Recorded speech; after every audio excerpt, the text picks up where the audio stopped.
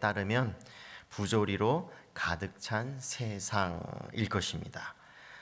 해 아래에 있는 모든 것들을 관찰하고 나서 많은 부조리들을 발견하게 되는데, 먼저 오늘 말씀해 보게 되니까 해 아래에서 일어나고 있는 학대를 보았다고 합니다. 1절을 한번 다시 보도록 하겠습니다. 내가 다시 해 아래에서 행하는 모든 학대를 살펴보았도다. 권력을 가지고 학대하는 자가 있고 그 학대를 받고 눈물을 흘리는 자들이 있다고 하는 것을 우리에게 가르쳐주고 있는데, 그런데 그런 학대를 받는 이들에게 위로자가 없다고 한탄하고 있는 것을 보게 됩니다.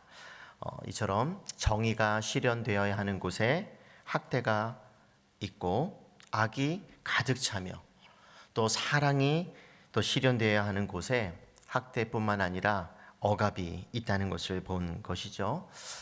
이것이 오늘날 우리가 살고 있는 세상이 아닐까요? 지금 전도자는 이 세상에 살아가고 있는 그와 같은 부조리에 대해서 고발하고 있습니다. 그렇다면 이런 부조리 가운데 있는 어떤 그런 세상, 그 세상 속에서 전도자는 살아가야 하는 이유가 무엇인지 2절에서 한번 그것을 생각해 보게 되는데, 그러므로 나는 아직 살아있는 산 자들보다 죽은 지 오랜 자들을 더 복되다 하였으며, 간단히 말하면 세상에 사는 것보다 차라리 죽는 게 낫다. 심지어 3절의 말씀을 보니까 아니 죽는 것보다 아예 태어나지 않는 것이 더 낫다고, 복되다고까지 말을 하고 있는 것이죠. 오늘날 우리도 그렇지 않습니까? 참 삶이 억울할 일을 당할 때, 또 이 사회에서 심각한 불의를 경험하게 되었을 때, 야, 차라리 사는 것보다 죽는 것이 더 낫다라고 말하지 않습니까? 이와 같은 고백을 우리가 욥도 하게 되는 것을 보게 되는데, 욥기 3장 11절과 또 이어지는 13절까지 말씀을 보게 되면 이렇게 말을 합니다. 어찌하여 내가 태에서 죽어나오지 아니하였던가? 어찌하여 내 어머니가 해산할 때에 내가 숨지지 아니하였던가? 라고 하는 것이죠. 이처럼 참 삶이 고달플 때 우리가 고백하는 것이 차라리 사는 것보다 죽는 게 낫다일 것입니다. 이것을 전도서에서도 이미 관찰한 바가 있는 것이죠. 두 번째로 해 아래에서 일어나고 있는 일 또는 성공과 관련되어서 관찰하게 되는데, 그와 같은 부조리를 4절에 이렇게 고백하고 있습니다. 내가 또 본즉 사람이 모든 수고와 모든 재주로 말미암아 이웃에게 시기를 받으니 이것도 헛되어 바람을 잡는 것이로다. 그러니까 해 아래에서 살아가는 사람들 사이에 심각한 경쟁심이 있다고 하는 것을 보게 된 것이죠. 건전할 수 있다고 한다면 경쟁이라고 하는 것은 진보와 성취를 또 번영을 가능하게 하죠. 하지만 무리하고 또 무한적이며 또 심각할 정도로 그릇된 경쟁은 그 사람뿐만 아니라 그가 살아가고 있는 사회를 병들게 하기 때문에 위험한 것이죠. 그렇다고 해서 열심히 일만 하는 것, 그것만을 말하는 것이 아니라 전도자는 이어서 게으름의 문제를 또 다루고 있는데, 그렇다고 해서 아무것도 하지 않고 그냥 가만히 있는 것이 더 낫냐? 또 그것이 아니라고 5절에서 이렇게 말하고 있죠. 우매자는 팔짱을 끼고 있으면서 자기의 몸만 축내는 도다.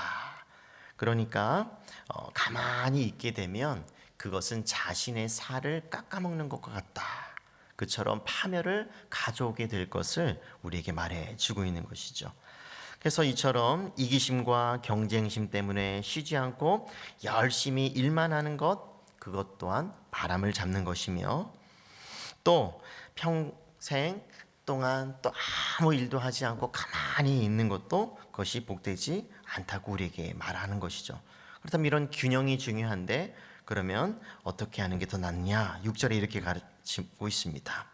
두 손에 가득하고 수고하며 바람을 잡는 것보다 한 손에만 가득하고 평온함이 더 나으니라. 그러니까 쉬지 않고 일만 하는 것뿐만 아니라 쉼과 평안한 가운데 안식하는 것이 얼마나 중요한지 우리에게 가르쳐 주는 것이죠. 그래서 적절한 경쟁, 일하는 것과 쉼 사이에서의 그런 적절한 균형이 필요하다고 우리에게 가르쳐 주고 있는 것입니다. 이러한 이기적인 경쟁심에서 또 비롯한 수고가 얼마나 헛된지 이어지는 7절과 12절의 말씀을 통해서도 우리가 알 수가 있는데, 여기에 한 사람을 소개하고 있습니다. 아들도 없고요, 또 형제도 없이 홀로 있는 한 사람을 소개합니다. 그런데 그가 끝이 없는 수고를 통해서 성공한 사람으로 소개하고 있습니다. 그런데 성공하면 다 좋은 것 같은데 오늘 말씀해 보니까 그는 부를 누리고 있지만 자신이 갖고 있는 부에 만족하지 못하는 것을 볼 수가 있는 것이죠.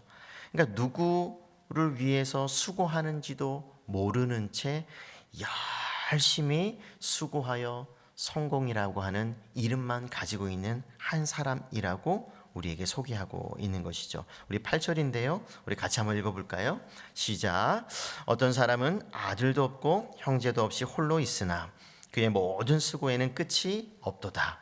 또 비록 그의 눈은 부요를 족하게 여기지 아니하면서 이르기를 내가 누구를 위하여는 이같이 수고하고 나를 위하여는 행복을 누리지 못하게 하는가 하여도 이것도 헛되어 불행한 노고로다. 다시 말하면 그는 열심히 성공이라고 하는 이름은 가졌는데 그것에 만족하지도 못하고 또한 행복을 누리지 못하고 있다고 하는 것이죠. 그러니까 이를 통해서 어떤 성취를 일구어내는 것 참 귀하고 복된 일일 수 있습니다. 하지만 누리는 것은, 행복을 경험하는 것은 또 다른 문제라고 하는 것을 우리에게 가르쳐 주는 것이죠. 열심히 수고는 하는데 그것을 누리지 못하는 경우, 또 신약 성경에서 보게 되면 예수님께서 어리석은 부자의 비유를 통해서 우리에게 가르쳐 준 바가 있는데, 누가복음 12장 19절과 20절의 말씀을 이렇습니다.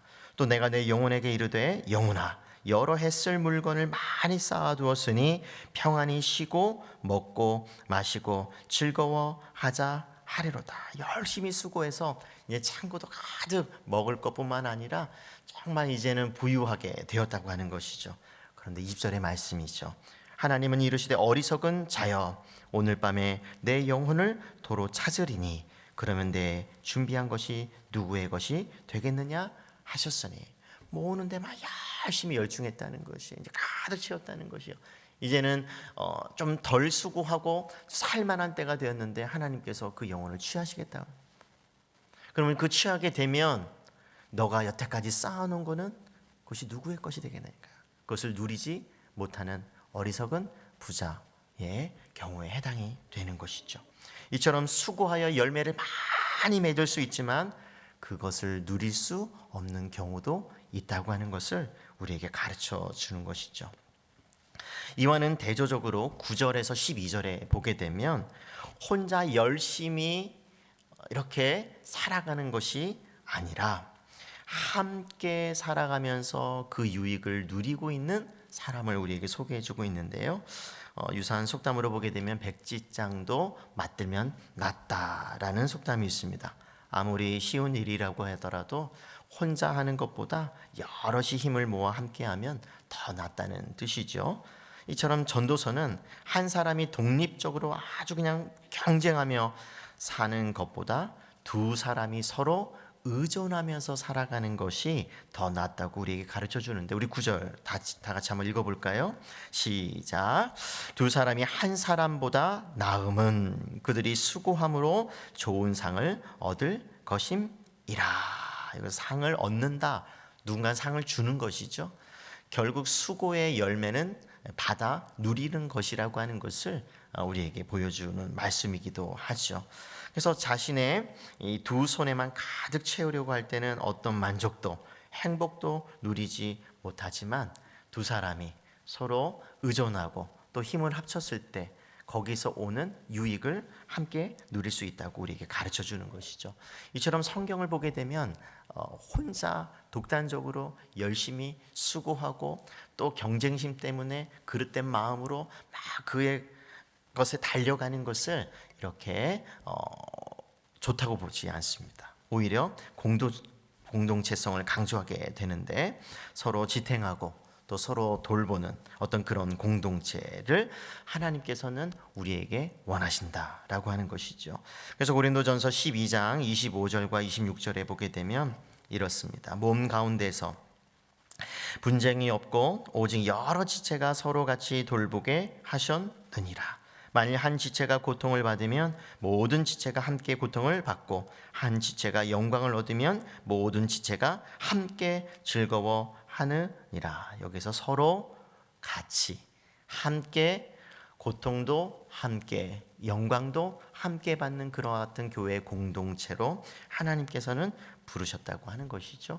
또 그런과 같이 혼자 하기보다 함께하는 그런 공동체를 하나님께서는 우리에게 요구하신다고 하는 것을 우리가 기억할 필요가 있는 것이죠. 이와 같은 공동체의 힘을 12절에 오늘 말씀에 잘 나타나고 있는데 우리 같이 한번 읽어볼까요? 12절 시작.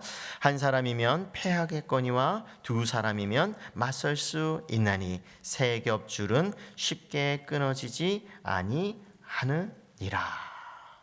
그렇죠. 우리가 너무나 잘 알고 있는 것이죠.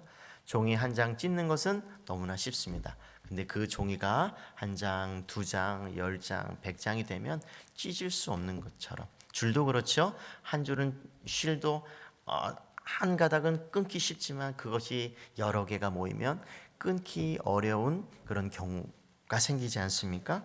이처럼 함께하는 것, 서로 힘을 합치고 또 협력하고 합력하는 어떤 이와 같은 성경에서 말하는 그와 같은 가르침, 이것이 우리 교회 공동체가 누리고 있는 또 추구해야 하고 하는 그런 귀한 가치일 것입니다. 그래서 이 사도 바울은 이것을 너무나 잘 알기에 로마서 8장 28절에서 이렇게 우리에게 고백해주고 있죠. 우리가 알거니와 하나님을 사랑하는 자고 그의 뜻대로 부르심을 입은 자들에게는 모든 것이 합력, 힘을 합쳐서 좋은 것을 이루느니라. 그래서 함께 했을 때 그와 같은 역사, 능력, 그것을 발휘하고 경험할 수 있다고 하는 것입니다. 또 세 번째로 또 이 세상에서 이루어지고 있는 부조리를 또 발견하게 되는데 해 아래서 일어나고 있는 권력, 특별히 왕권과 관련해서 우리에게 기록해주고 있는데 이 왕권과 관련해서 두 명을 대조하고 있습니다. 가난하지만 지혜로운 젊은이, 또 권력을 가지고 있지만 충고를 받아들이지 아니하는 어리석은 늙은 왕인 것이죠. 그래서 여기서 경청의 우리가 중요성을 또 이렇게 권력을 가진 이들에게 필요하다는 것을 알게 되는데 경청이라고 하는 것은 통치자가 선한 정치를 베푸는 데 있어서 없어서는 안 되는 덕목일 것입니다. 그래서 잠언서 20장 18절에도 보게 되면 경영은 의논함으로 성취한다라고 우리에게 가르쳐 주고 있는 것이죠. 여기서 또 14절의 말씀을 보니까 비록 가난하게 태어났고 또 감옥에도 있었지만 지혜로 말미암아 왕이 될 수 있다는 내용을 또 다루면서 전도자는 지혜를 이렇게 찬양하고 있는데요. 13절이죠. 가난하여도 지혜로운 젊은이가 늙고 둔하여 경고를 더 받을 줄 모르는 왕보다 나으니. 또 14절에 보면 그는 자기의 나라에서 가난하게 태어났을지라도 감옥에서 나와 왕이 되었음이라. 그러니까 인생에 어떤 그런 역전이 이루어질 수 있다. 그 중심에는 지혜가 있다고 우리에게 가르쳐 주는 것이죠. 그런데 15절에서 16절을 보게 되면 그런 경우일지라도 지혜로운 왕으로 다스리거나 아니면 어리석은 왕으로 다스릴지라도 그 왕권은 영원하지 않다고 하는 것을 우리에게 15절과 16절을 통해서 우리에게 알려주고 있는데요. 내가 본즉 해 아래에서 다니는 인생들이 왕의 다음 자리에 있다가 왕을 대신하여 일어난 젊은이와 함께 있고 그의 치리를 받는 모든 백성들이 무수하였을지라도 아무리 많은 백성을 잘 다스렸을지라도 그 이후에 오는 자들은 그를 기뻐하지 아니하리니 이것도 헛되어 바람을 잡는 것이로다. 그러니까 아무리 정치를 잘하고 권력을 가지고 정말 그와 같은 지혜로 나라를 잘 다스리는 왕이 또 지도자가 있었을지라도 시간이 지나면 잊혀진다는 것이죠. 우리는 이와 같은 것을 요셉의 삶을 통해서도 아마 잘 볼 수 있을 것입니다. 출애굽기에 보게 되면 정말 잘 다스렸을 때는, 하나님의 지혜로 다스렸을 때는 그 애굽의 이집트의 두 번째 자리에 있는 아주 훌륭한 정치인이었지만 왕권이 바뀌고 시간이 지나자 그 요셉은 그 역 속에 잊혀지고 말았던 것을 우리는 기억할 것입니다. 권력이 그렇다고 하는 것이죠. 그래서 우리는 전도자의 관찰을 우리가 주목할 필요가 있는데, 이기적인 경쟁심에 사로잡히는 그런 사람들이 되거나, 또 성공에 눈이 어두워서 다른 사람과 어울릴 줄 모른다거나, 세상 권력과 인기에 집착하는 사람은 행복할 수 없다는 가르침을 오늘 우리의 말씀을 통해서 가르쳐 주고 있습니다. 말씀을 정리하겠습니다. 전도서는 계속해서 해 아래에서 일어나고 있는 다양한 일들, 그 중에서 오늘 말씀을 보게 되니까 부조리들을 발견하게 되었다고 합니다. 이러한 상황 속에서 그렇다면 우리는 어떻게 살아야 할까?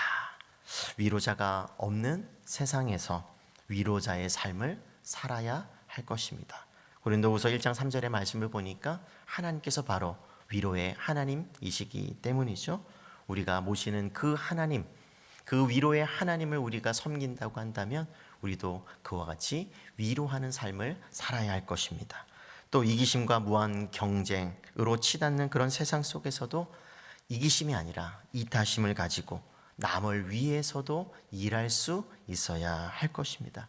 그래서 우리는 욕심에 끌려다니는 존재가 아니라 그 욕심을 이기고 다른 사람까지도 사랑할 수 있어야 하는 그런 존재로 우리를 부르셨기 때문이죠.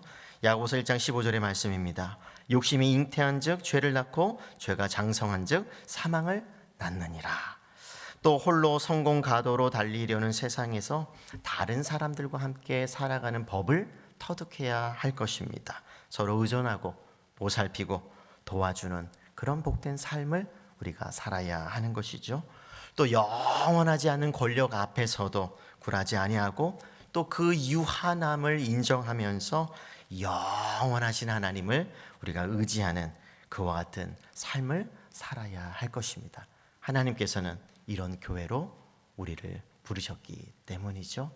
이와 같은 복된 교회 공동체가 되시기를 주님의 이름으로 축복합니다. 아멘.